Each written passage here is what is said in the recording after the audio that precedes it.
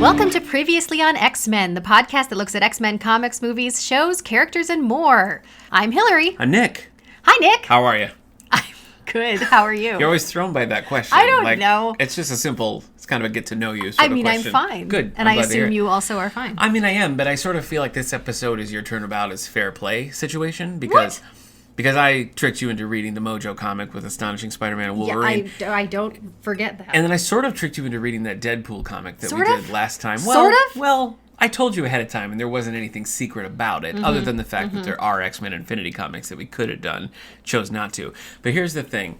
The episode that you asked me to do with you today is bringing back like a childhood trauma. What? This episode really upset me as a child when it came out. The first one or the... Just this whole two-parter. Okay, we're getting into season 3. Sorry, I'm jumping ahead, yes. We're getting into season 3 of the animated series. Starts with 2 episodes, a two-parter called Out of the Past, parts 1 and 2. Correct. Is it 1 or 2 that is traumatizing to you? It's the whole body horror angle of it, and also what, like the cyborg thing? Yeah. Okay. Yeah. Yuriko's whole thing really like freaked me out, and interesting. And then like when they're trapped inside the Forbidden Planet that's what monster, I was thinking. Maybe was help me. Yeah, I thought Very maybe that upsetting. was what you were talking about. The glowing eyes everybody has, all of these things. I'm glad this was like a morning because 11-year-old me was freaked out by these episodes. So you're kind of a baby. I guess. Okay. I don't think I've seen these episodes because I did not have a Pizza Hut tape with these on it. I feel like I haven't seen these episodes since, 94. Yeah, I probably haven't really either, but I know that I've seen them many, many times. Well, so they must have been on reruns. Oh, sure. Yeah. Like, there were just lines that I just knew off the top of my head. Yeah, I agree. Lines and imagery that I was like, I remember this. Yeah. So. Well, I mean, if it traumatized you, you probably were having flashbacks. I guess that's true. Yeah. That would make sense. Yeah. Well, let's talk a little bit about these episodes. It's the first 2 episodes of season 3. Right. They aired on July 29 and August 4 in 1994. Mm-hmm. Both of these were directed by Larry Houston. Part 1 was written by Michael Edens. Part 2, Len Wein. Len Wein. Yeah. Creator of Wolverine. He came back. I guess so. Yeah. Didn't he do a part 2 last time? Yeah. Well, no, I think I can't remember. I'm going to get it wrong, but I feel like he only did part 1. Yeah. Because I feel like we talked about him not finishing it. Oh, okay.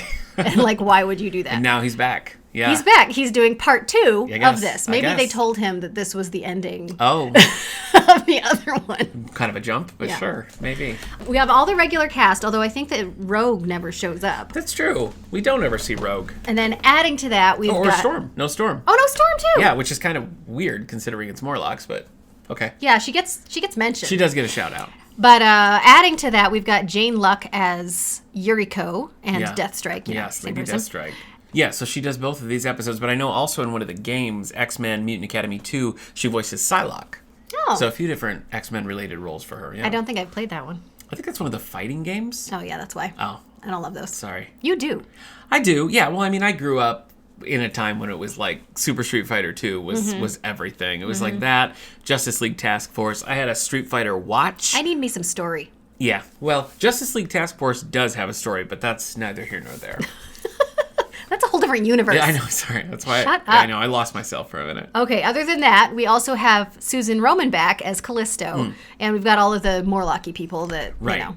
She's like the leader of the Morlocks? Callisto was the leader of the Morlocks. Yeah. Storm defeated her in hand-to-hand combat. Yeah. And so now Callisto is trying to get the reins back. Storm is like the deadbeat dad of the Morlocks. She so is. You're so right. She's just like, I'm your leader now. Gone forever. Well, I mean, to be fair, she does say, Callisto, you will be my agent. Okay. While I'm gone, but technically I'm still in charge. Right. Yeah. There's nothing. I don't understand it. Susan Roman voices a character that's near and dear to your heart. She's Scarlet Witch later on in the series. Is Scarlet Witch near and dear to my heart? What? I'm Scarlet sorry. Witch? I can't keep track. You don't... Yes. You love Scarlet Witch. What I are you talking about? I do love Scarlet Witch. Listen, it's because... So no. Listen, it's because whenever I hear Scarlet, the MCU has destroyed my brain. Okay. Because Black Widow is played by Scarlett Johansson. And so every time I hear Scarlett, I have to do this whole like calculus in my brain about who are we talking about. Scarlet Witch, yes, I do like. Well, yes, and I mean, you guys have a whole spotlight. That was, I think, your first character spotlight was Scarlet Witch. That was like episode 2 or something, like way back. Early on. Well, you talk about the MCU. I mean, they never, not until WandaVision did they ever even drop the name Scarlet Witch. So yeah, but boy, was that good. It was good. Boy, was that good. I agree. I'm not going to argue with you. So let's dig into the episode, huh? I got my shovel. Because we've got... Stupid. We got a 2-parter. Yeah. They're pretty different, but they're very connected. Different? I think they're pretty different. Okay. I mean, I feel like the first one is Wolverine and Deathstrike. Yeah. And then the second one is like Monster. Yeah, okay. Yeah, you're right. And like Deathstrike's still there. That's true. Totally very different. Yeah, but like they like flow into each other. Right. I mean, they play like an hour-long episode. Yes, they do. Yeah. I think it's kind of cool that it's just Wolverine, Gambit, and Jubilee. And then you have Professor For like X. most of it, But the first episode there is pretty much just them, which is cool. Yeah, it is cool. We start with Leech, right? We're following Leech? Yeah, so part 1 opens up. Leech is running away from the Reavers. This was also all the Leech stuff was really sad in this for me. Yeah, well, Leech is always sad. He's just such a pitiful little guy. Yes, he's just so cute and just like trying to help and yeah, he's just a guys, make me sad. This episode just made me sad. But the Reavers are going after him, and to be fair, he did steal something from them. Like most of the time, he's getting like kicked in the gutter or something because he looks different or whatever. This time, he stole something from the Reavers. Yes, he's basically the Artful Dodger at this point. Yes, and they're coming after him, and they're just gonna kill him. This time, we see Lady Deathstrike is apparently hiring the Reavers because she says, "I'm not paying you to whatever." Right, hiring the Reavers. Yes, the Reavers. Yes. You probably don't remember this. The X-Men action figures at this time were off the charts. I remember Toys R Us would have like a 10 feet high display of X-Men action figures, and it's like if a character crossed the screen, they got an action figure. I mean, it's perfect for it. It is, but all these Reavers were bringing back me like going through trying to find a Cyclops. Did they have the little guy with the little tank guy? The tank guy? Yes. Yeah. And like you're flipping through and I'm like, I don't want a Reaver. I just want the Cyclops whose eyes light up. That's all I want. And you're just like flipping and flipping and flipping. So the Reavers also brought back fond memories of Toys R Us. Fond? And I did find a Cyclops eventually. Okay, so the fondness is that you got past the Reavers. Yes. Okay. My friend Dan Manson and I, when we were kids and we would have sleepovers. You talk a lot about Dan Manson on your podcast. We were inseparable. But he and I, we'd have a lot of sleepovers. It would be like, lights out, and we'd go under the covers and I'd grab my Cyclops and my Storm because both of them lit up. And so I'd just hold the buttons down and we'd like talk under the covers. That's very sneaky. Yeah. That's some sneaky sleepover nonsense. I know. Shenanigans. It was the early 90s. What are you going to do? What are you going to do? So, Leech, we get to Leech right when he is getting to the Morlocks. Yes. Like, I'm going to be safe. He gives whatever the thing is, I don't even know. I don't remember. Some technology thing. Yeah. To Callisto, and we find out that Callisto sent him to steal it because it will somehow help her to get control of the Morlocks back from Storm. Okay. She says that she wants to be the rightful leader of the Morlocks again. Not a great and lieutenant. Whatever this technology is. That feels like a betrayal of Storm. She's sneaky. She's just a generally sneaky person. Okay. But I don't know if they didn't anticipate the Reavers coming after them. Yeah. But Lady Deathstrike is right there. She's mad. We have a fight between the Morlocks and the Reavers. Morlocks Not great for the Morlocks. Just keel over. Well, the Reavers have these guns that have they look sort of biological nets. They shoot snot nets at people. Let's just say what they are. Let's just call it energy what it is. sapping snot nets. Yes. And they just kind of pick them off, and eventually they're all just taken out. Yeah. And it knocks them out. Yep. Leech is still up, and Leech is a little bit of a he's an opportunistic, like a toady kind of a guy. Yeah. He's just gonna. So he's just given up all the information. Yes, he is. He's like, don't hurt me. Yeah, he wants to be on the side of the victor. Yeah. So he tells Lady Deathstrike that the reason that they were getting this technology was because they were going to use it. Listen, this episode has a lot of stuff going on. It does. A lot. And it's going to sound super convoluted, but when you watch it, it works really well. No, the pieces do fit together really well. If you're thinking in traditional TV terms, this is a weird season premiere. When you've been away from them for a while, it is kind of a strange place to drop in. It is, but I thought it was really interesting because we've talked before about how, like, the first season is super serialized. Yeah. The second season, does it every once. Powers that be the suits wouldn't let them be serialized, and so they weren't, and it was kind of a problem. Right. Seems like now they're just kicking it into high gear because this feels like we're going to be serialized, baby. Oh, it does, yeah. And looking ahead, obviously, I mean, there's a 5-part episode in the future. So that's what struck me about it. Okay. Like that they were just being like, no. Serialized. Yeah. From the get-go. Mm-hmm. So anyway, Leash says that Callisto wanted to use the technology because she found something, some sort of buried treasure. Yeah. That she was going to use to take over the Morlocks. Right.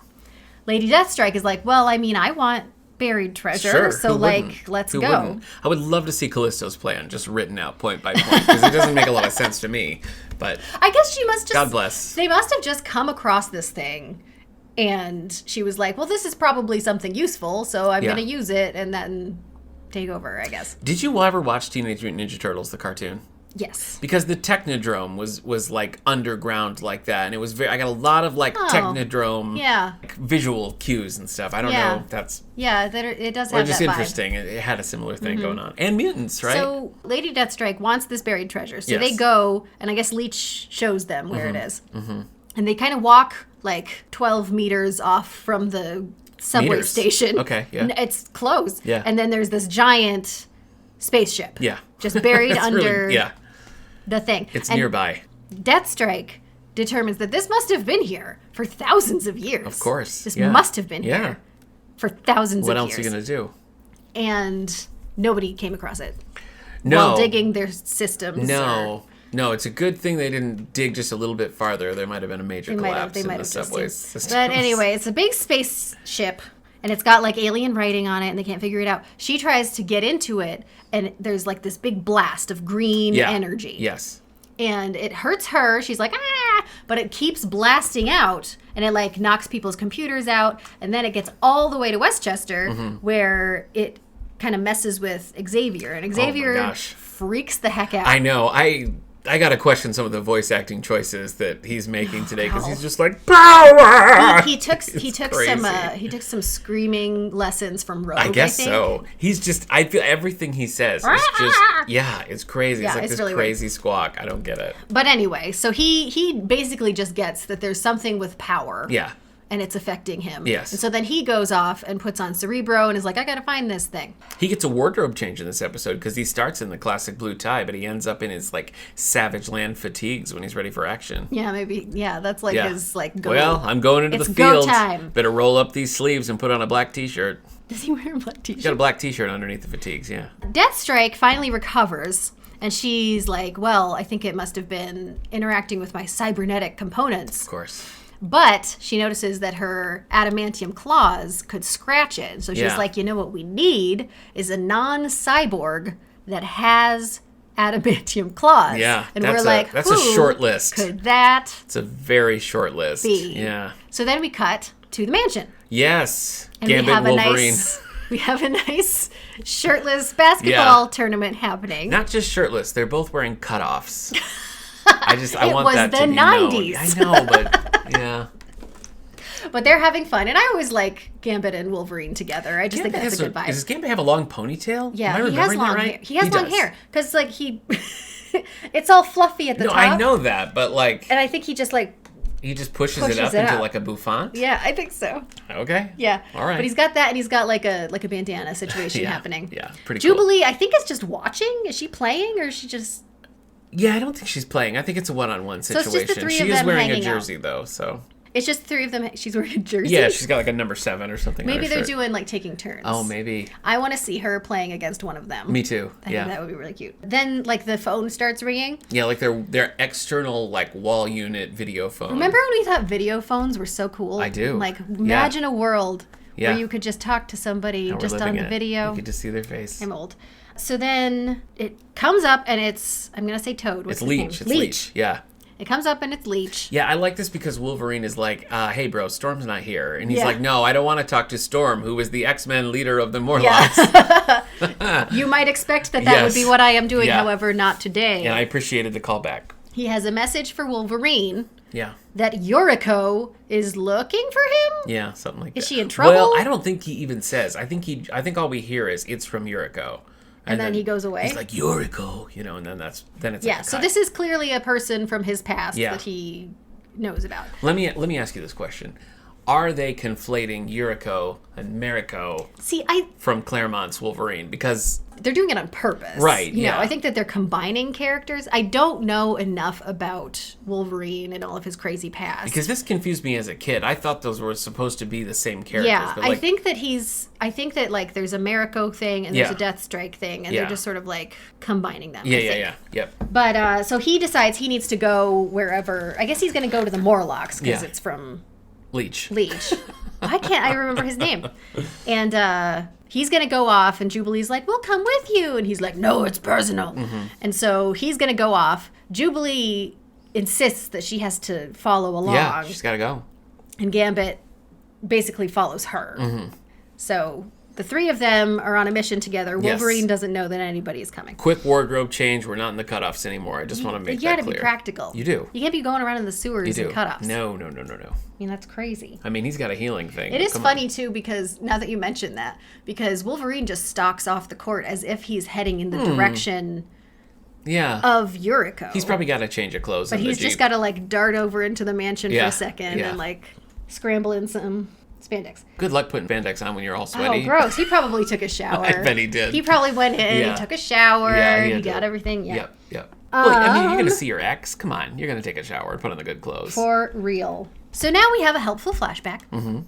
It turns out that Wolverine was in a relationship of some kind with Yuriko. Yes, right. In a nice country cabin situation. Looks nice. And all we see is that he's leaving. Yeah. She doesn't want him to leave. She feels like she'll never see him again, but he has to go because people have called him, and they're not the kind of people you say no to. Mm-hmm. But he promises he'll come back. Right. So he goes. Next thing you see is in a helicopter with Maverick. That's right. We get a little cameo. Yep. Or Agent Zero, as you may know him, but yes. Perhaps Agent Zero.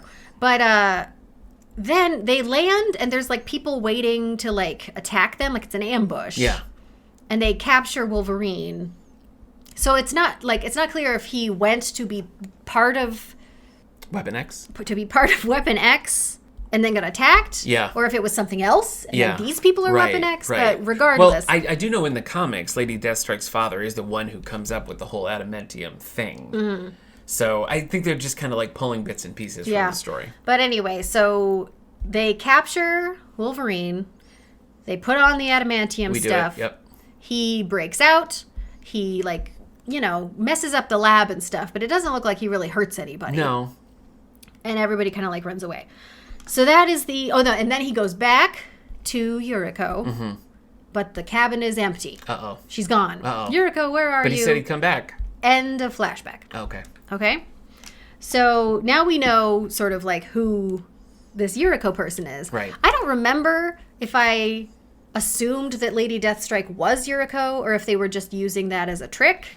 Right. Well, I think that you're supposed to think that Yuriko is like her captive or something, because he comes in and he's like, where's Yuriko? And Lady Deathstrike steps out and is like, I'm Yuriko. It's a big surprise. So I think it is supposed to be a reveal. And it was for me. Okay. In 1994. It was. Back in 1994. Yeah. Little baby Nick. Yep. And I was 11, but yeah. Baby Nick. Well. Tiny baby Nick. So back in the present, Wolverine comes. Turns out it's a trap. Yeah. The Reavers attack him, mm-hmm. but he's doing fine. Yeah. He doesn't have any trouble with these Reavers. Yeah. But after he kind of takes them out, Yuriko reveals herself, as you say. Yes. Says that she's Yuriko, and she wants revenge. And he's like, what are you talking about? Why, though? Why are her claws like flesh colored? That's the part that always freaked me out. Like her big, giant, long hands. Well, it's like they put technology in them. Like there's those splotches of like metal. I don't know. I think it's just a weird, creepy character design. It is creepy. You'd like it if they were just claws. Like yeah, if they were just metal. If they were claws, it wouldn't be so upsetting, yeah. Well, I imagine part of it is intended to be upsetting. Well, mission accomplished. Mission accomplished, X-Men. Okay, so she wants revenge. Wolverine doesn't know what she's talking about. Right. And it comes out, she's like, when you got your claws... She's kind of blaming him for like the death of her father. Is that what it is? Well, she talks about how like her father was the guy who came up with the comic accurate, the adamantium. The adamantium situation, yeah. I don't think we saw him unless he was that guy. I think he was that guy. You think he was that guy? I think he was, yeah. Okay. So she thinks that he killed him. Wolverine's like, I didn't kill anybody, and she's like, revenge. Yeah. She's a little unhinged, so she's not. It's such a huge jump to go from like where they were to her being like, well, I'm going to devote my life to killing him. If that means I have to turn myself into a mutant cyborg, I'll do it. Yeah. She clearly went off the deep end. She did. When her father died. Yes, I think he died. He must have died somehow. I suppose he must have. Wasn't Wolverine. I don't think so. But, so she's... angry. Yeah, and then they fight, and he's like... well, I guess I have to kill her, but he doesn't want to because I loved you once. And so he sort of hesitates when he's about to beat her. Yeah. And the Reavers shoot him with one of those snot guns and knock him out. It really takes him out fast, too. He doesn't really... I mean, when you see Gambit react to it in the second episode, it's a very different situation than Wolverine just being like, oh, snot gun, I'm dead. It's a quick turn. It takes him right out. It's a quick turn. She's going to kill him because she's all wrapped up in her revenge situation. She's been waiting for this. But the Reavers are like, you said that we were getting him so that he would open the ship. Right. At which point I'm like, oh, right, there's a ship. There's a ship involved. Yeah, there was Morlocks at one point. Yep. But, yeah, so then she can't kill him yet. Right. Which is kind of funny because it's like... do you think that she only thought of him because she already wanted to get him? Yeah, it is. It's a weird... the fact that she's not there... because otherwise it's a coincidence. Yeah, the fact that she's not there to get Wolverine is strange. Like, she's in the same town. Yeah. And she's like, oh, should I kill my mortal enemy while I'm in town? I don't know. And but with the ship, it's when so it becomes convenient, it's a two-bird situation. Yeah, so. Yeah. So they decide that they're going to keep him alive until he opens the ship. Now we see Jubilee and Gambit, who have been following along. Full costume. Full costume. Just want to be clear. They didn't really know what was going to happen, but now they're like, oh, okay, well, this is like happening. Right. I don't think there was really any information other than someone from Wolverine's past wanted to see him. Yeah. And that was it. And the Morlocks were involved. I think that's all the information they have. And so Jubilee just wanted to like tag along. Like for moral support. Yeah. And now they're like, oh, we're in the thick of this nonsense. Yeah. Okay. So we're going to have to deal with this. Jubilee wants to jump in. Yeah. And Gambit's like, there's only two of us. Yeah. We're just going to bide our time. Yeah. Because he's wise. You know what? I was impressed in this episode. It happens throughout both episodes. And I was thinking, comparing it to other superhero shows at the time, there's a lot of reluctance on everyone's part to, like, get involved. There's a lot of, like, do we want to do this? And, like, Wolverine has a few things later on where he's like, oh, my gosh, fine, let's do it. You know? That's true. I like that. And I think that was kind of atypical at the time. Well, I think there's a lot more, like, introspection on the parts of the characters, even in things like this where you're about to dive into a huge fight scene, because I mean that's just always been one of the strengths of this show, that like they just all have actual feelings, true, and like true internal lives. I mean, it really is kind of a soap opera at points, which has been said about the X-Men in general, but this show in particular, because you were just so invested in what people have going on in their personal lives, and you're like, gosh, I hope it doesn't come onto the battlefield. Like that's your headspace. Whereas in something like Super Friends, you have no idea what those people are thinking. They're just gonna jump in and they're punch like, some stop people. evil, smile. That's it. That's it. Yeah.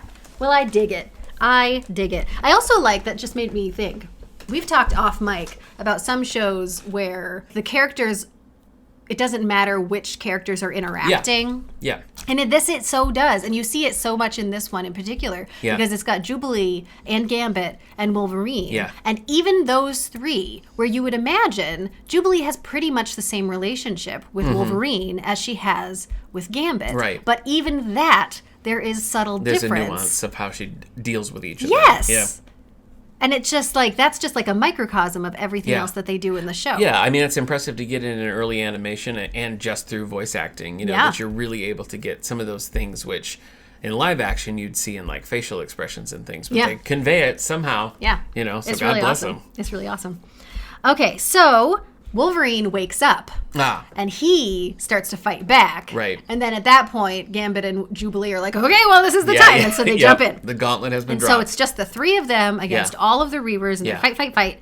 And they do pretty good. I mean, it's a pretty decent long scene, and you get to see them each doing their own kind of cool stuff. You've got some acrobatics from Gambit, and you've got some flashy strategic stuff with Jubilee. Yes, actually, I thought there's several fight scenes in here that I thought were pretty cool. Have we already passed the point where Jubilee and Gambit walk past all of the Morlocks? Yes. And Jubilee's like, oh, and Gambit's like, we'll get him later. I was like, what? He's focused. I know, but like, just, first you have the card, you charge it up, and just zoom, zoom, zoom, you're done. Well, you know what I mean? Maybe he wants to investigate because he doesn't know if you release them, if that's the best way. Okay. Whatever. Sure. Yeah, he walks through a column of disabled It was kind of Morlocks. It was a callback to me in my mind to when they had the whole Captain Marvel thing, and they're like, "Well, there's literally nothing we can do, so let's never speak of this again." Put her in a box. Yeah, same thing here. They're like, the Morlocks are tied up. Yep, we can't. They're gonna come back later. We can't be expected to untie some Morlocks. Deal with that. We gotta find our friend. They have their big fight scene, but the Reavers defeat them, and Yuriko somehow, she tries to get to the ship or something. I can't remember how the ship gets her, but she ends up getting trapped in that green energy field. I think it's just in the confines of her and Wolverine fighting. She gets kind of she gets knocked into it. Yeah. So it's got her. Yeah. The green flash happens again. Yeah. You get to see Xavier, and he's like, I see. It's a message. Yeah. Don't open the ship. Yeah. And then you flash back to Lady Deathstrike, and Wolverine being like, I have to save her. And he goes and he slashes at the ship. Instead of just grabbing her, but he slashes at the ship. He slashes at the ship. The message Xavier sees says dangerous predator. Dangerous predator. Also, but yes. Yep. So he slashes at the ship, and then they kind of get off to the side, and the ship starts to open. Yeah, it's melting metal. Because it appears there is a dangerous predator. Yes, and you see this big, all green, big yellow, curly smile like the Cheshire Cat. Yeah, you said smile. I think it's his eye, because he has one big eye.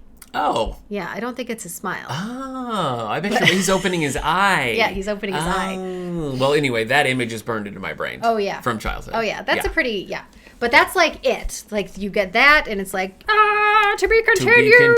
To be continued. So that's it. Yep, for episode 1. Yep, so body horror trauma. Yes. From the first episode. Yeah, Deathstrike. Mm-hmm. Now we get into the second episode. Okay. In episode 2, you get the full previously on X-Men. It's long. It's really long. It's the entire episode. Yeah. I was Once upon a time, I could have just watched this. There was a man named Charles Xavier. It's a very detailed. It is. Previously on X-Men, and then we get into the actual episode. So we kind of jump right in, and the big monster is coming out, and the Reavers just do what they do and try to attack it. And we see that it's absorbing their mind. Yeah, it's like a big psychic kind of monster. Right, which we kind of with got tentacles. Yeah, and we got the vibe of that from Professor X's response. That it's a psychic thing, but we see that it's drawing strength from them. It feels like it's getting bigger. Does it get bigger every time it does that? Maybe it does get bigger. Or is that just in my mind? But it grabs them with a tentacle and absorbs their mind. Yep. And then they have the green eyes that terrified you. Yeah. Yeah, and Gambit is making a play for it. He's running out there, and as he does it, Jubilee jumps in the way. Yeah. And she gets grabbed by one of the tentacles, and everybody's like, No. And Wolverine at this point slashes through it and sees that he can hurt it. Yes. Which is we got that early on when Deathstrike was noticing that her claws were having some effect. Yeah, there's something about adamantium seems to work on it's a really magic metal. It does anything everything. You want. It does whatever anything you want. But it has to be the tentacles. It doesn't seem to do anything to the psychic-y exoskeleton thing. But it kind of feels like it does later. But I guess at this point, it is just the tentacles. So mayhem's going on. Now Wolverine is doubly angry because Jubilee's taken out. Right. And then we have a hard cut to Beast.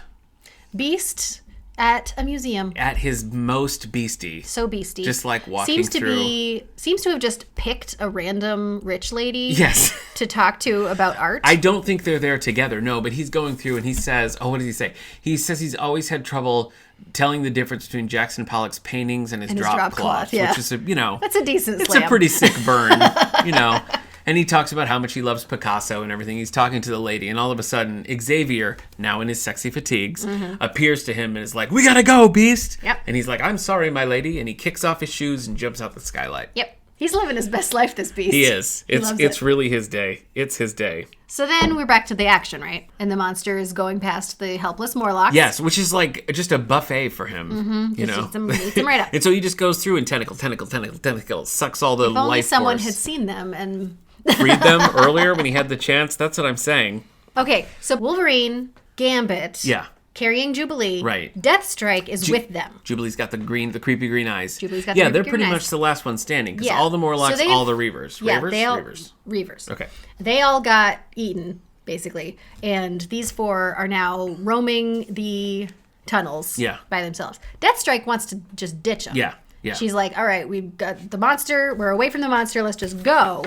And Wolverine's like, no. We have to protect all of the people above. Yes. Wolverine is like the thinking man's X-Men in this episode. Crazy. Like everything. He's like a whole... This was written by Len Wein. There you go. Oh my gosh. There you go. Suddenly it all makes sense. In this episode, people are like going off and shooting things, and he's like, no, you got to consider the infrastructure of the subway tunnels. No, for real. But it's always like at some point, Cyclops comes in and he's going to do something, and Wolverine's like, no, you got to think about the strategy, Cyclops. Yeah. And then later... Beast comes in, and he's like trying to figure stuff out, and Wolverine's like, listen, there's this thing that you need to understand, and he's like, oh yeah, I'll follow your... I know. It's not just that he's having the ideas, it's that he is schooling the people who normally have the ideas. I know, and like, I want to like that, but I feel like that's kind of a ding against it, because if like there's any time where Wolverine would not be at its best, is it this because he's all like love intense. Interest appearing and Jubilee. I mean, he'd be in like full-on berserker mode, I feel like, so it's kind of weird. He's like Columbo in this episode. He is. Yeah, just one more thing. So we get another hard cut here. So it's chaos in the subway. We get the mopiest Jean Cyclops thing. I never thought we'd be together like this, Jean. Oh, Scott. What if Sinister had his way, but he didn't? Yes, and there's like violin music happening. It's pretty funny, I think. It is funny because they're talking about how it's just the 2 of them. Right. Finally, we never thought, and then we get an astral projection of Professor X being like, "Boom, you're needed," and they're like, "Son of a." And off they go. Fine. So we go back to the ongoing chase with the monster, Wolverine, Gambit, Deathstrike, and Jubilee, who is still down for the count. They're just like... She got the green eyes, carrying her around, I guess. Yep. At one point, Deathstrike says, "We're trapped." And Wolverine says, "I'm never trapped." Mm-hmm. That's a very good Wolverine line. So they get to a point where there's like a chance to break out. And so Wolverine's basically to Gambit, like, get her out of here. You got to go. And Gambit's like, I'm not going to leave you here. And he's like, if you want to be a hero... go get her safe and then come back. And Gambit's like, I'm not a fan of this plan. But he does it. He does it. And then it's just Wolverine and Deathstroke. Because, as Wolverine says, it is the wise thing to do. Yeah.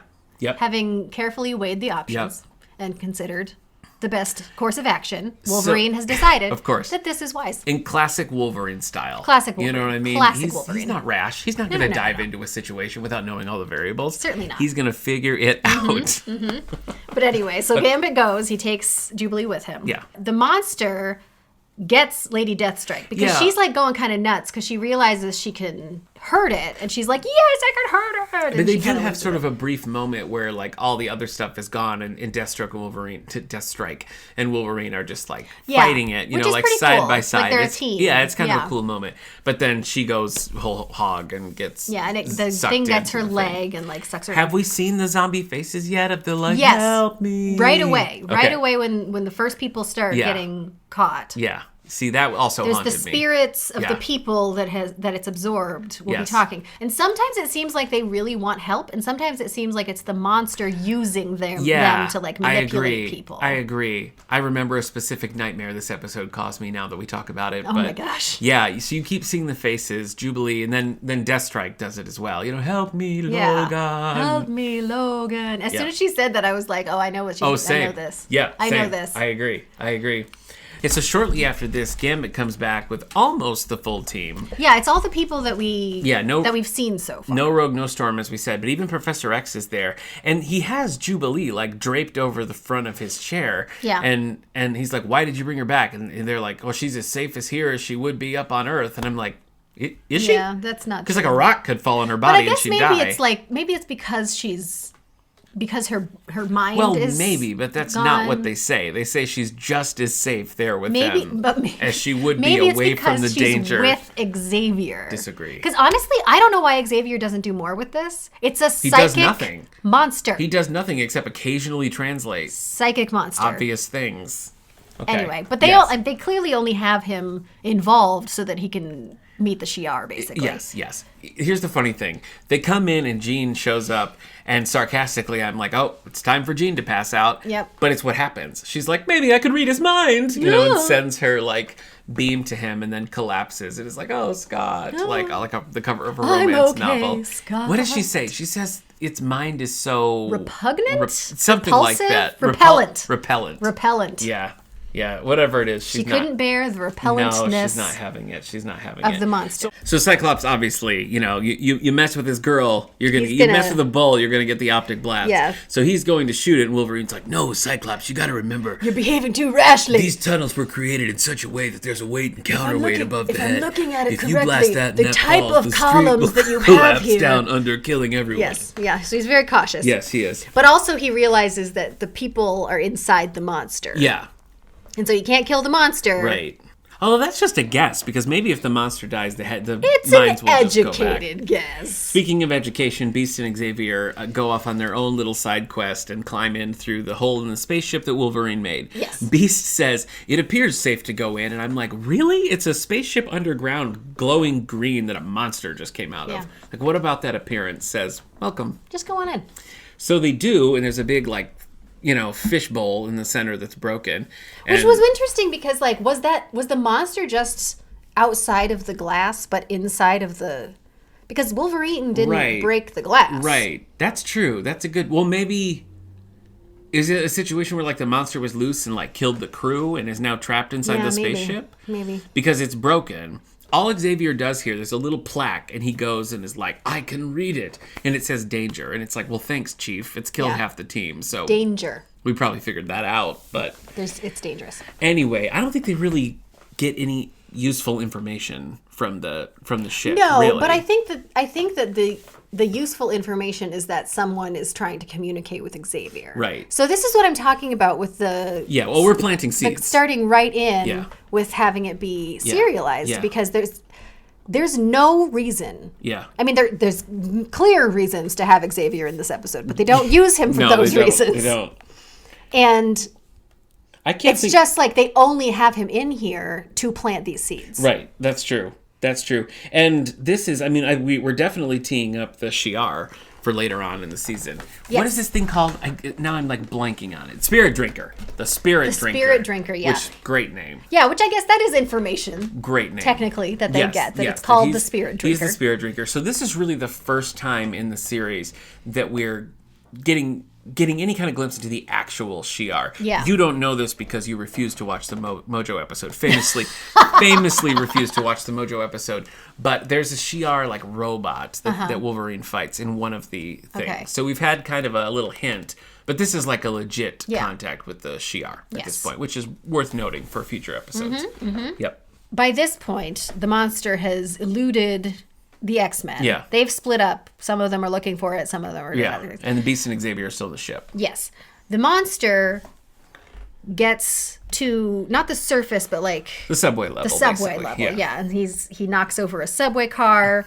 Then the X-Men find him. They fight. You know, it's just a kind of a generic fight at this point. And it grabs Wolverine...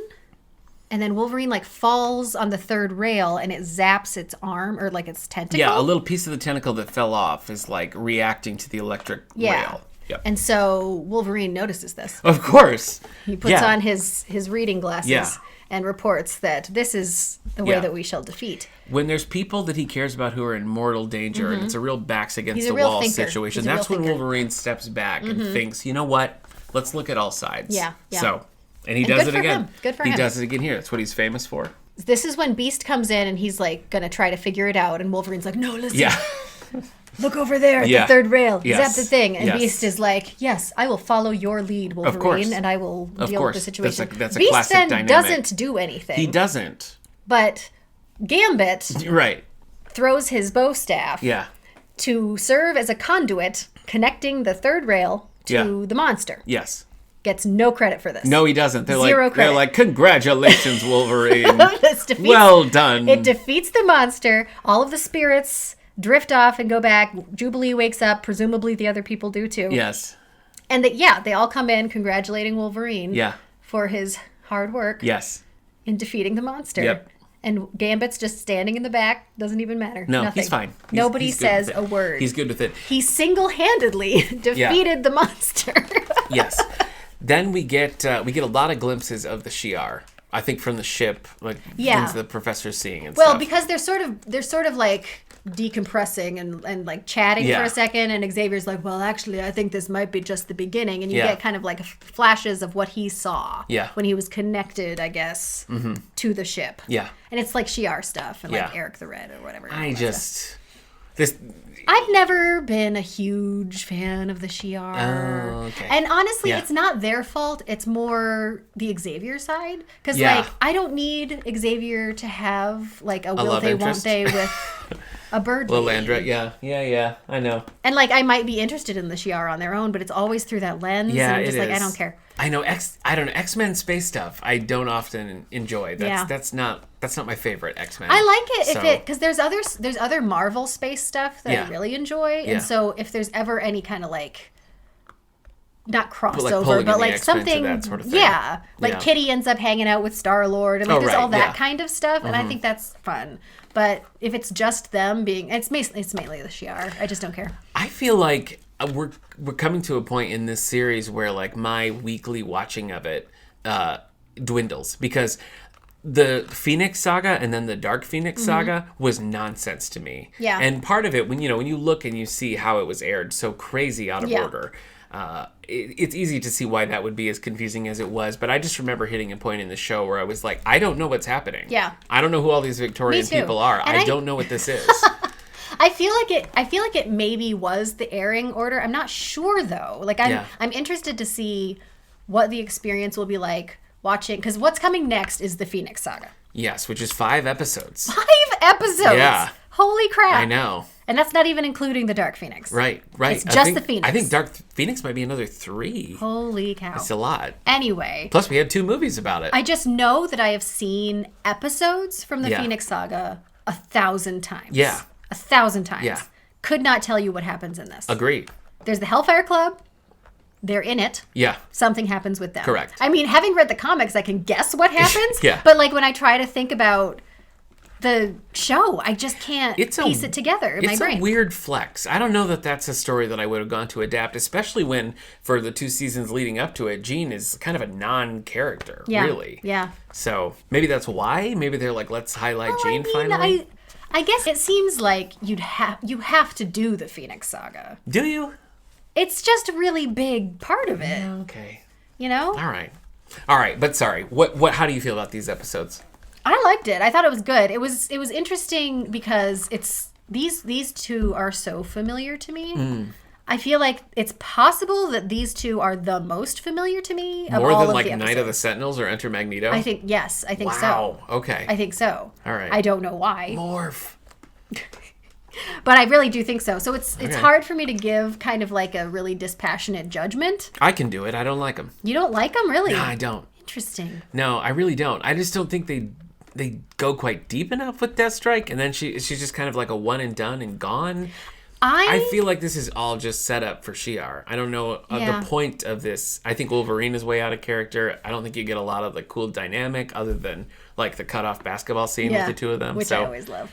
I could take or leave these episodes. I remember not liking them. Okay. When I first watched them. Like Lady Deathstrike, didn't like it. Didn't like the monster. I don't know. I did like it this time. Okay. I guess I just really liked how we were getting planted seeds again. Because we had the whole season of just like nothing. Well, I think maybe that was part of it. Season 2, like when Eric and I did the Mojo episode, and there was like a little 30-second clip of Magneto and Xavier in the Savage Lands. It was just like, what a weird. At least they tried with the Savage Lands they stuff. Did. That was clever. They did. To like but it's find like one a way. Episode worth of material spread up. Anyway. Yes. Yeah. Anyway, I don't know. I didn't hate it. Okay. So we're into season 3. That's true. That's exciting. We're plowing ahead. So it's 5 seasons total, right? It is 5 season totals, and I assume you're going to go We're going to go written order. Production order, not airing order. Yeah, not airing order. Sense. Yep. So we'll figure that out. That'll be a whole new experience to have the things actually make sense in a chronological way. I know. See, this is what I'm looking forward to. Like how much of it was my child's brain not being able to grasp things, and how much of it was just them airing it like lunatics. I'm going to be a little shocked if the Phoenix Saga isn't pure nonsense, but I'm looking forward to the journey. We'll see. Yeah. Together. All right. What do you got next on the docket? Next, I'm really excited because I just finished the FX series Legion. Oh. Because I spent a lot. I'll talk about it next week. Okay. Or whenever. But I spent a long time not really wanting to watch it because I knew what his deal was. And so I sort of imagined that it would be a very different kind of show than it was. Yeah. Like I thought it would be darker, like more violent, which is funny because it is both dark and violent, but in a different way. Okay. But I just finished it. It's 3 seasons, and I loved it. That's fun. I have not seen a frame of that show. Oh, it's so good. Nothing. And even Legion, the character, I know I've read some things that he's popped in a little bit. And I guess they sort of had him in X-Men Origins Wolverine. I mean, I think... sort of. Okay. I think it was a hat tip kind of thing. Okay. I mean, I guess, like, if I was on a game show and it was like, who is Legion? I could say Professor X's crazy villainous son. That's like, that's it. So, okay. Yeah, he's a super interesting character, but I also, like, I knew about him, but I hadn't read. Okay. Like, he has a whole run somewhere in there that's Legion themed and everything. Mm-hmm. But, it was really, really good, and I loved it. And next time, I'm gonna have my sister. Yes. Who is a PhD in psychology. Oh. On the show, and we're going to talk about Legion. Going to try to solve his problems. We're going to analyze him. We're going to figure out what his deal is. She'll hate me for that. She can't analyze anybody. Sorry. but I'll use her little psychology brain. Okay. But yeah, that's what we're going to be talking about next time. Exciting. All 3 seasons of Legion. All right. Oh, one. You're going to do all 3 in one. I mean, sort of I treat it think like a movie. so. Yeah, okay. Yeah, we'll just do like an episode on Legion. Sounds good. Yeah. So that's it for us this time. Thank you to Prophetic Music for our theme song. Previously on X-Men is brought to you by the Radio Meanwhile Network. Other shows on the network include 90s Music Got Me Like, This Endorian Life, and 9021 Here We Go. Follow us on Facebook and Twitter at Previously on X. Please rate, subscribe, or share this show wherever you get your podcasts.